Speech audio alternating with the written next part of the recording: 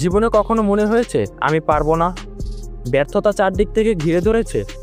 তাহলে শুনে রাখো, পৃথিবীর সবচেয়ে সফল মানুষদের জীবন শুরু হয়েছিল বারবার ব্যর্থ হয়ে। আজ শোনাবো এমন 3জন মানুষের গল্প যারা শূন্য থেকে উঠে এসেছে শীর্ষে। কারণ ব্যর্থতা মানেই পরাজয় নয়, বরং সাফল্যের প্রথম ধাপ। পার্ট 1, ব্যর্থতা ভুল নয়, সুযোগ। ব্যর্থতা এমন কিছু নয় যাকে ভয় পেতে হবে। এটা শেখার সুযোগ, গড়ে ওঠার এবং নিজের ভেতরে শক্তি খুঁজে পাওয়ার একটি পথ। যারা সফল হয়েছে তারা ব্যর্থতাকে ভয় পায়নি, তারা সেটাকে গ্রহণ করেছে এবং প্রত্যেকটি ব্যর্থতা তাদের এক ধাপ সামনে এগিয়ে নিয়ে গেছে। Part 2, Thomas Edison. আলো আসার আগে হাজারো অন্ধকার।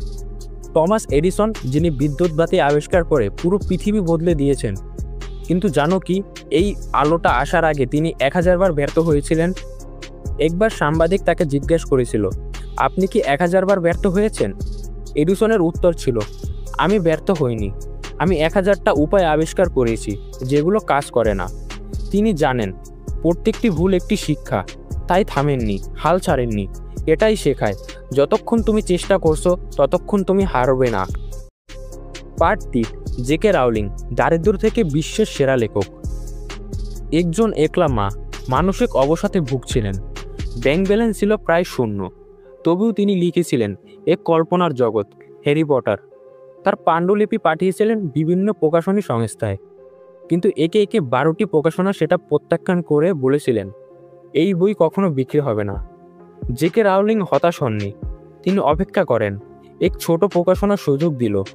আজ হ্যারি পটার বই বিক্রি হয়েছে 50 কোটিরও বেশি কপি, পরিণত হয়েছে ফিল্ম, সিরিজে, গেমস, থিম পার্কে। ব্যর্থতার পরও তিনি বিশ্বাস রেখেছিলেন নিজের গল্পে। তুমি কি তোমার গল্পে বিশ্বাস রাখছো?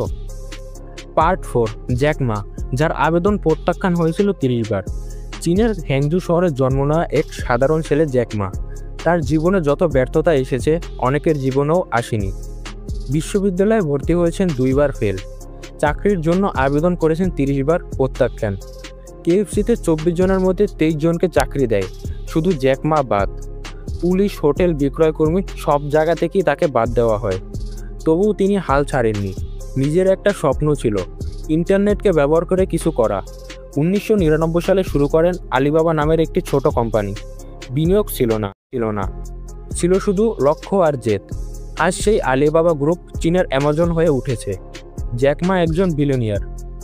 এতবার না শুনেও তিনি থামেননি। তোমার জীবনে যদি এখন না আসছে, তার মানে হ্যাঁ আসবেই, যদি তুমি চেষ্টা চালিয়ে যাও।